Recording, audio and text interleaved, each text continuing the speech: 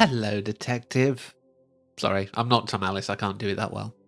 But I really wanted to talk about Lucifer today, not because the Sandman TV series is out, because I'm recording this a week before that goes live.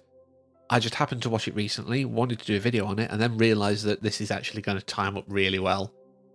But like I say, I'm not algorithm chasing, it's just how it's dropped. But yes, let us talk about the series Lucifer, which is part of the same basic Vertigo imprint universe as the Sandman.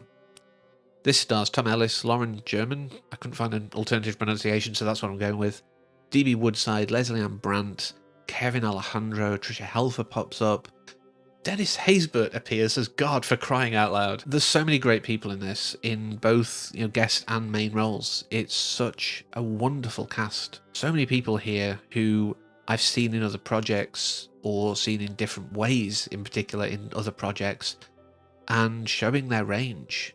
Rachel Harris, I think, also deserves a massive hat tip, because I would believe that she's a therapist, at least in the first few seasons. It does definitely loosen over time, and okay, yeah, her big ethical thing right at the start, notwithstanding. But she is so believable. But yeah, I'm getting ahead of myself. I thought that I'd have to wait until I'd fully caught up on the whole Flashverse thing, Arrowverse, that's what it's called, isn't it? Have to catch up on all of that to watch Lucifer, because apparently there is a moment in the Crisis on Infinite Earths crossover, but it's literally just a little Easter egg. So I was fine, because it's been on our list for a while. And I was waiting until I went, oh no, it's fine. It's totally fine. I can watch the whole thing. It's not going to ruin anything. Great. So that's what we did. We watched it over the course of however long, and I enjoyed it from the start. And it was interesting to see the development of these characters, because we know the basic idea of Lucifer if we've had a Judeo-Christian culture or upbringing, which I've had a bit of both of that because I went to a Catholic school when I was younger. Not a Catholic family, it's just a really good school. So I'm well versed in this, which is also why I have my views on religion that I do, but I'm not getting into that here, ironically, on a video about Lucifer. But still. But we basically know who the character is, but the Sandman comics and the Vertigo imprint of those did give us a different version, which, okay, yes, was originally based basically on David Bowie, which isn't Tom Ellis, but it works. And there are moments where, particularly in the early seasons, he does sing a few Bowie songs to just hit that nail on the head, like, yes, we know.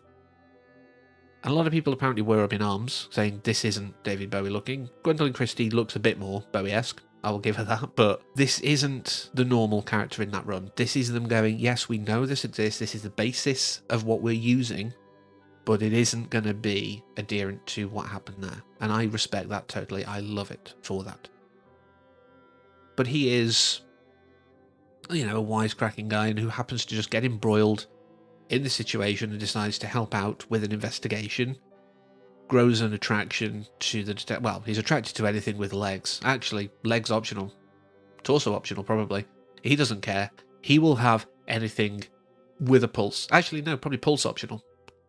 Because he's the devil. He's hedonistic. This is the idea of the devil in a nutshell.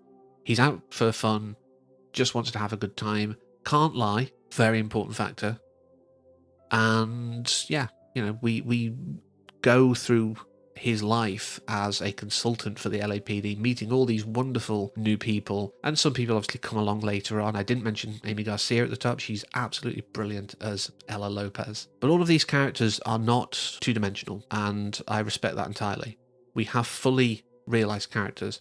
While some of them maybe start very unknown and very much like, oh, this is the kind of character, over time they develop who they are a lot more and give us some backstory, give us some interesting ideas of directions to take characters, and that's something that I really didn't know I needed from a TV show about the devil. The fact that it's got such good character development, as well as the sort of story of the week or the case of the week idea that it has. And there is one downside to this, unfortunately.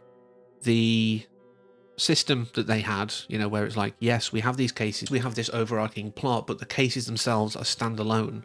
You can literally drop into an episode and you will not be completely lost, like the old stuff, like the original Star Trek, etc. But there was a shift about halfway through, maybe a little after, and they started making everything connected. I enjoy serialized TV. I enjoy that kind of storytelling where everything does link together. I do.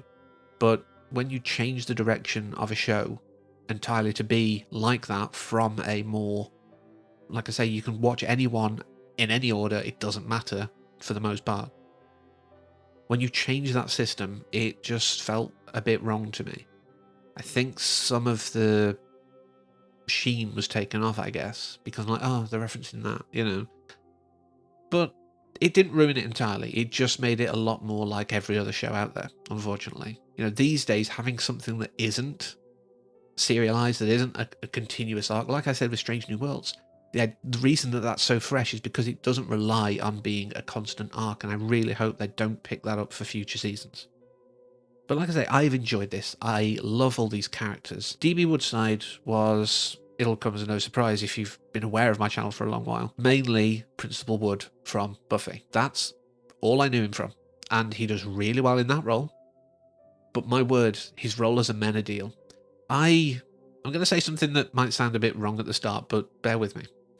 I don't find myself attracted to many people with his skin tone. I don't know what the correct term is nowadays, so I'm being very cagey. I don't want to offend anyone, but I'm not generally attracted to many people of that coloration.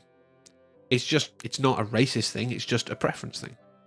Like, I'm not attracted to every single woman or man or non-binary person I meet. You know, we do have preferences, and I tend not to be that attracted, but he's one of them on the list. He could do whatever to me, and I would not be bothered. Why am I making this on a YouTube video? Please, no one send this to DB Woodside. He is just an absolute joy in this. His growth as a character of a Menadil, from by the book, you will do what you're meant to do, you will come back to hell, to, yeah, I somehow knocked up a human and now I want to join the police. I mean, he's still trying to enforce law and good. It works. But obviously how his arc closes, becoming the new god after Dennis Haysbert retires. But of course, the main part of this series is Chloe and Lucifer. Their relationship, their ongoing thing is just great. And I think they had the Twin Peaks Season 2 problem. When they got together, when she knew and everything, yes, it made it easier, and it made it, you know, easier for writers, I'm guessing, as well, to keep or to stop having to try and find ways of her not figuring it out and everything like that. She's a detective, crying out loud. She's a really good one. How has she not spotted it, etc.? So yes, having that reveal, having her aware, does work in many ways, and finally giving in to him. But the core will they, won't they, being resolved, just lost some of the energy as well. That said, these two, Tom Ellis and Lauren German, I'm sticking to that pronunciation, were so great together. And it really worked. And of course, like any long-running TV show, I was waiting for the musical episode, and when it happened, I was floored, particularly by Kevin Alejandro. He does really well. And what's it called? Afterlife? Or Hell? I can't remember what the actual song's called, but the Squirrel Nut Zipper song, which I was only aware of because of a Game Grumps episode, and suddenly hearing it here, because that whole big band revival didn't touch these shores quite so much. But hearing that, suddenly I was in a musical episode, I was expecting it at some point, because duh. But I was wowed. It was amazing, and just the two of us bit and everything like that, it was, so many great performances in that episode alone. There is so much here, and I could go on for hours and hours and hours talking about how much I love this. But I do want to say the final season, what I was billed and what I got, I think was slightly different.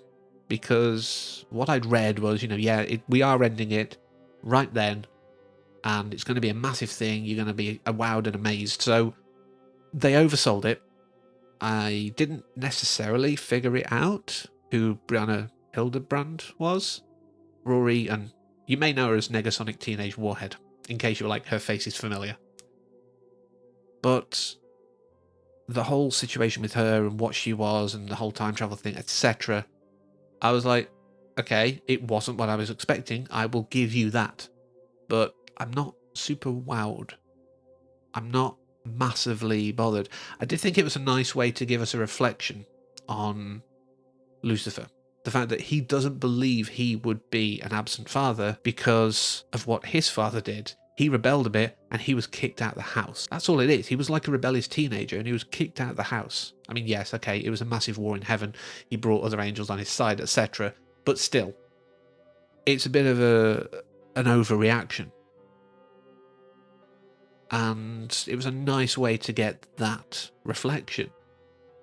But I didn't think it was, super amazing, wow, this is the best thing ever to happen to TV. I just think it was a way of them going, yes, this is definitely the end. Look, we showed you. She's old now and she's going to die, okay? Done. And there was a whole reason for it, which is what he'd been saying along. There must have been a reason for it. But it was fun. It was a very inconsistent season length. There were seasons with 10, there were seasons with 20 odd, there were seasons with 13 episodes. I think there was one with 18 episodes. I don't know how they settled on what number. But I enjoyed it. Even the ropey bits, when she knew and it was harder to make the same energy go, I enjoyed it. I think there's a lot of people here who I'm suddenly aware of. Kevin Alejandro, Amy Garcia, Leslie Ann Brandt. Oh, hold on. I need to talk more about Leslie Ann Brandt because she had such a great arc. I totally forgot about this. I knew it was in the back of my mind. And that's what I'm going to end with, I think. Everyone was great, but Leslie Ann Brandt. And Scarlett Estevez was great, but she started, obviously, May's demon enforcer, protecting Lucifer, trying to stop him doing what he wanted to do and get him back to hell because she really wanted to go back. Suddenly going through the whole thing where we realise that angels self-actualise, so maybe demons can too, and she's been growing a soul, effectively. We've seen her having absolutely no emotion, being just a cold-blooded killer, to suddenly caring, to suddenly, not suddenly, but over time, caring and building these relationships and realizing that she doesn't want to go back to hell. And in fact, if she dies, because she's a demon, she's going to go there. And she doesn't want to do that. And there are some moments where she's having this realization and she's crying. And because it's a character who you've seen grow so much, you feel it a lot more. Yes, we felt the moments when Lucifer was down and Chloe was down, everything like that. We felt all these moments. We felt Daniel's death. But May's was one of those that really, really got to me because of the development, and her relationship with Eve was absolutely amazing. Having the first woman in a relationship with a demon enforcer from hell who's growing a soul and is going to marry her. I love it all. I love this so much, but like I say, I could waffle on for hours. I could go episode by episode, but I'm not going to. I just want to say that if you've watched this far, I'm sorry I've ruined a lot of stuff for you probably, but seriously, go and watch it all. It's great, and even the stuff that I've said wasn't amazing. It was still more entertaining than some of the tripe out there, so give it a chance. Watch it. If you've watched it already and it's been a while, obviously the last season, it's not going to have been that long, but if you want to refresh yourself with how it started, go for it. Why not? It's a fun ride, and you'll enjoy yourself. Like I say, I could waffle on for hours, but I'm not going to. I will allow you the out. So thank you very much for letting me talk about this, and as always, until next time, take care. Oh, tell me, what do you truly desire?